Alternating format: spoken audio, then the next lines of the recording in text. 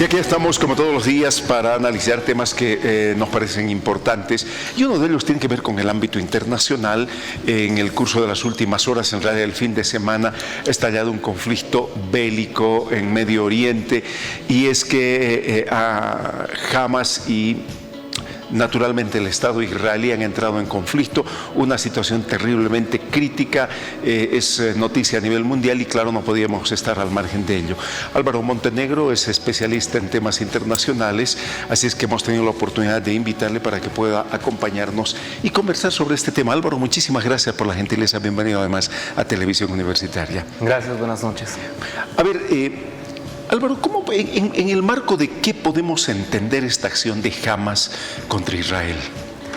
Bueno, podemos entenderlo en un marco de varios años de retaliación hacia el pueblo palestino, y más recientemente lo podemos entender dentro del marco del nuevo gobierno del primer ministro Netanyahu, que desde ya enero su ministro de Defensa, Itamar Ben-Gvir, trató de entrar a la mezquita Al-Aqsa, ¿no? La mezquita Al-Aqsa es uno de los lugares más sagrados para el Islam. Supuestamente desde ahí el profeta Mohammed ascendió al cielo, y para los judíos también es donde se construyó el primer templo de Salomón, el segundo templo de Salomón, que fue destruido por el rey sirio del imperio persa, y según las profecías, cuando se construye el tercer templo, que es donde está ahorita la mezquita de Al-Aqsa, bueno, entramos a una era mesiánica. Ahora, claro, cuando tú nos hablas de esto, estamos queriendo entender que aquí hay elementos de corte religioso y también político.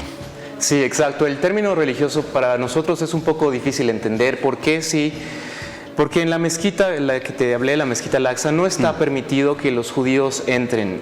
Normalmente solo entran en días religiosos, como lo fue el sábado. Sí. Y mucho menos está permitido que entren a la mezquita y ahí hagan oraciones religiosas. Entonces, y eso fue lo que justamente sucedió el jueves. Miles de rabinos entraron a la mezquita con la luz verde del gobierno de Netanyahu como una clara provocación, y fue lo que en parte causaron estos ataques. Para nosotros es difícil entender cómo el entrar a una mezquita, un lugar religioso, puede desencadenar tanta muerte y dolor, pero bueno, es algo muy importante y simbólico en la tierra donde nació Jesús. Claro. Ahora, yo me imagino, si evidentemente ese puede ser el detonante de este conflicto, sin embargo, esto tiene una historia ya muy larga de confrontación, de situaciones que se vive entre el Estado palestino y particularmente Hamas e Israel. Cuéntanos un poco de cómo era este escenario y cómo se desarrolla. Claro, nos remontaremos al final de la Segunda Guerra Mundial. Bueno, en periodo de entreguerras, donde el Imperio Otomano, quien era el que controlaba toda la región del Medio Oriente, desde la península de Anatolia hasta Egipto, hasta Irak, tenía control total. La Primera Guerra Mundial terminó con el Imperio Otomano, y lo que quedó de él fue repartido entre los ganadores, que fue Gran Bretaña y Francia. Entramos en la Segunda Guerra Mundial, y debido a un fuerte, bueno, es una larga historia, pero Gran Bretaña decide dar parte, quien era en ese entonces quien controlaba la parte de Palestina e Israel, decidió dar parte a Israel. Y hay algo muy curioso, porque el mismo origen del Estado de Israel fue con grupos paramilitares, con actos terroristas, lo que está pasando ahora.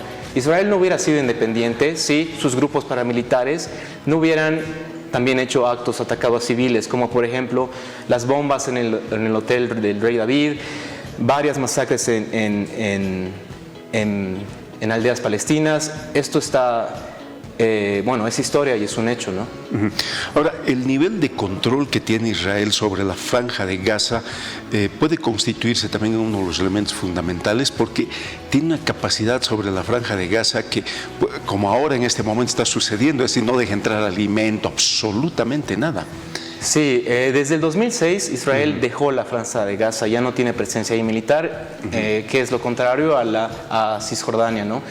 Y bueno, claro, desde ya hace años Israel decidió que no entren medicinas, que no entren comidas, pero ahora la situación está muy grave. El ministro de Defensa de Israel se refirió que van a cortar electricidad, el agua, y se refirió a los de Gaza como bestias animales, ¿no? Que son un ataque barbárico. Pero lo que está haciendo él, si cierra la electricidad, si cierra la comida, ¿qué va a pasar?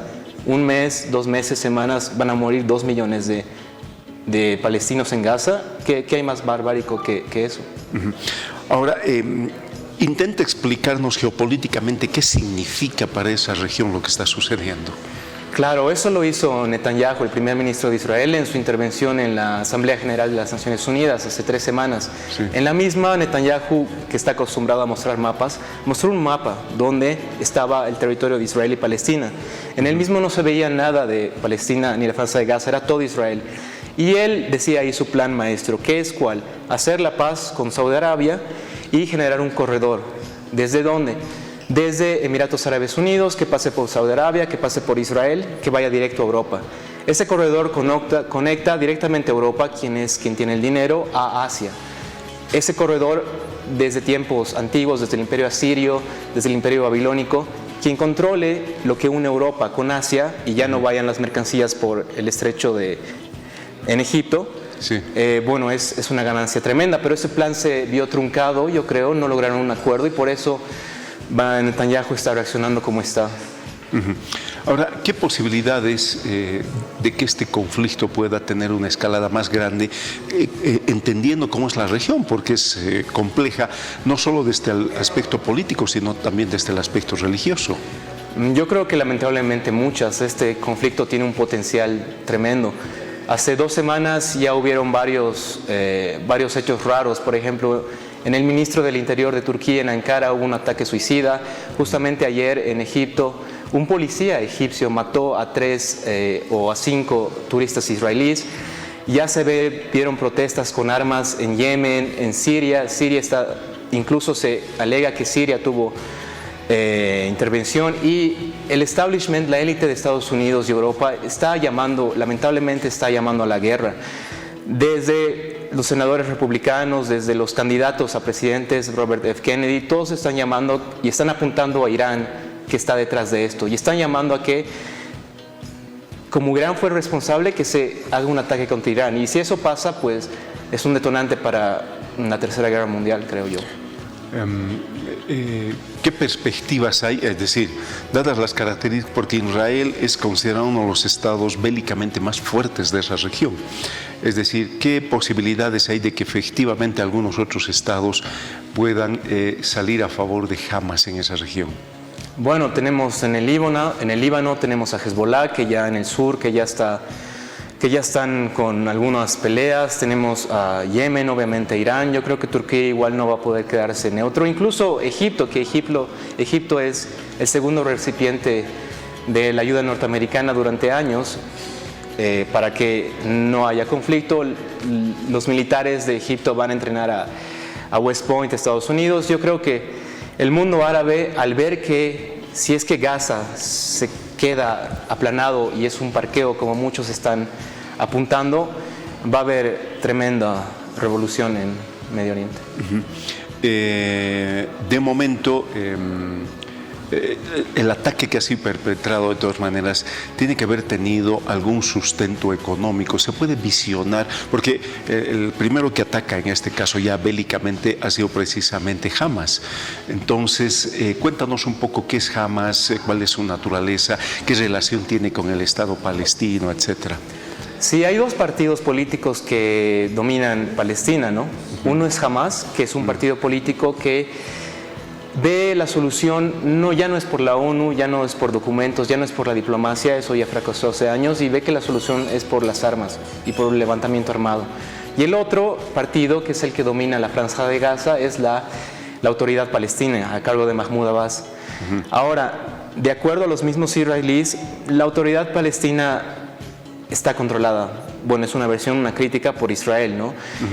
Y los palestinos, al ver que su situación no mejora y cada vez empeora, porque lo que sucedió en Hamas, en Gaza, y lo que Hamas atacó, sucede cada mes en Palestina, solo que los medios no lo reportan.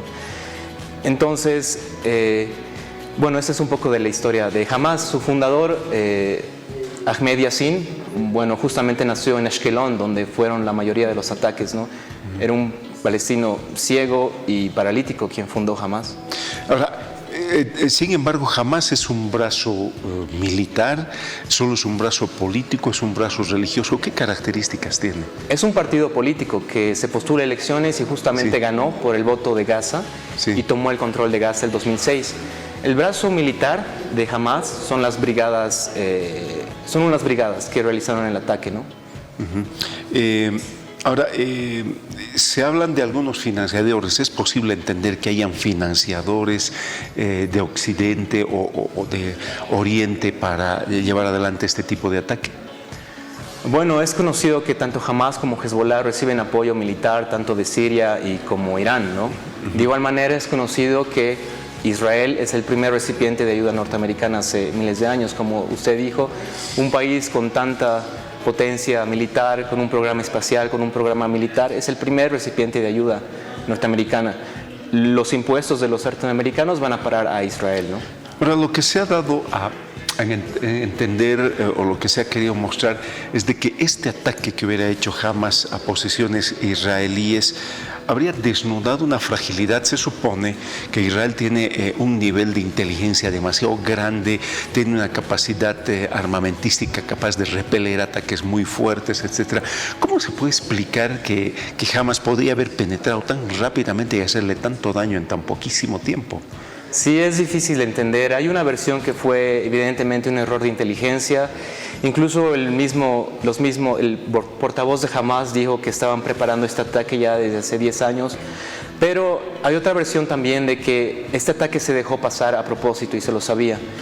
Y yo me inclino un poco más por esta versión porque la historia aquí nos enseña, igual en los ataques del 9/11 a las Torres Gemelas, hubo un error de inteligencia, pero muchos autores como Gore Vidal, el historiador más importante de Estados Unidos, argumenta que sabían que iba a pasar los ataques y lo dejaron pasar.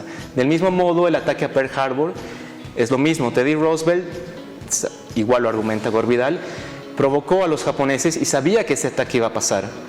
Y bueno, ¿qué pasó después de Pearl Harbor? ¿Qué pasó después del 9/11? El mundo cambió y parece que, como muchos mismos políticos de Israel, dicen, este es nuestro 9/11, este es nuestro Pearl Harbor.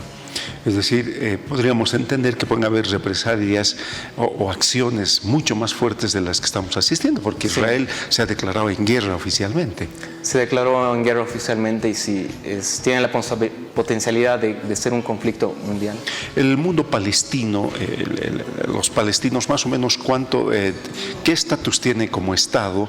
¿Cuánto de población tiene? ¿Cómo es orgánicamente? Bueno, en la Franja de Gaza tenemos a 2 millones. Sí. En Cisjordania tenemos un número similar, entonces no pasan los 5 o 6 millones, ¿no? La diáspora obviamente es mayor. Israel tiene 9 millones y la diáspora son otros como 10 millones. Bueno, los palestinos, si bien tienen representación en el parlamento, en el Knesset del parlamento israelí, muchos son tratados como ciudadanos de segunda clase y aparte de eso, de su estatus legal, hay un racismo, ¿no? Y que hay que decirlo, que se mostró obviamente hoy día, que los palestinos son bárbaros, no son humanos, son animales, fanáticos religiosos y bueno, lo mismo también se podría decir de algunas facciones en Israel. ¿Tú crees que como has mirado y como llegan las noticias de allá de Oriente Medio, tú crees en una escalada real del conflicto? Sí, yo creo que es muy posible una escalada real del conflicto. Ya estamos viendo, es tercer día después de los eventos y bueno, siguen algunas peleas, ¿no? Y ya muchos países del mundo ya mostraron su posición. Tenemos China, la Unión Europea, Ucrania pro-Israel, la Unión Europea o la OTAN. Y en ese contexto, si me permites, paso un poco al tema nacional. El comunicado oficial de Cancillería rompió con una larga tradición que teníamos de política exterior clara, de ayudar al pueblo palestino, a Siria, a Irán, que se pueden considerar, dependiendo a quién hable, como estados terroristas o como estados revolucionarios. Se rompió esa política exterior con el mensaje de Cancillería que no mostró una posición clara. Es decir, ¿tú crees que hay una injerencia entonces israelí fuerte ya que ha podido de alguna manera doblar un poco nuestra posición que bueno, desde hace años sí ha tenido una mirada, digamos, de apoyo más a la reivindicación palestina? ¿Una injerencia israelita en Bolivia? Sí. Es decir, dada esta posición tan ambigua, poco clara. No creo en el gobierno del presidente Arce. En el gobierno de Jeanine Áñez estaba claro, el cónsul de Israel en ese momento Comunicó, la presidenta Yavine Áñez es muy querida en Israel, apoyamos a su gobierno, pero yo creo que el gobierno de Arce, bueno, trata de ser más cuidadoso y también, bueno, en Cancillería no sé qué tanto entienden este tema, pero también nuestro comercio es muy dependiente con la Unión Europea. De desatarse un conflicto, tal vez la Unión Europea decide, vos apoyas a Palestina, vos estás en contra de Rusia, nos corta el comercio y estamos en un lugar muy débil y perdemos la estabilidad económica tan importante hasta ahora. Complicado el escenario. Álvaro, te agradezco infinitamente la gentileza porque necesitábamos tratar de entender este conflicto, la situación en la que se encuentra y lo que puede significar porque aparentemente es muy lejano, no es de la magnitud que es la guerra entre Rusia y Ucrania, sin embargo tiene aristas terriblemente preocupantes porque son potencias muy fuertes las que están inmersas y esto podría significar una situación crítica a nivel planetario incluso. Sí, y una situación crítica a nivel planetario también nos afecta a nosotros. Claro que sí. Álvaro, muchísimas gracias. Listo. Muchísimas gracias. Álvaro Montenegro nos acompañó para intentar entender esto que el fin de semana ha estallado en el planeta, que es una guerra tomada así por lo menos por el Estado israelí contra Hamas y con eso contra Palestina.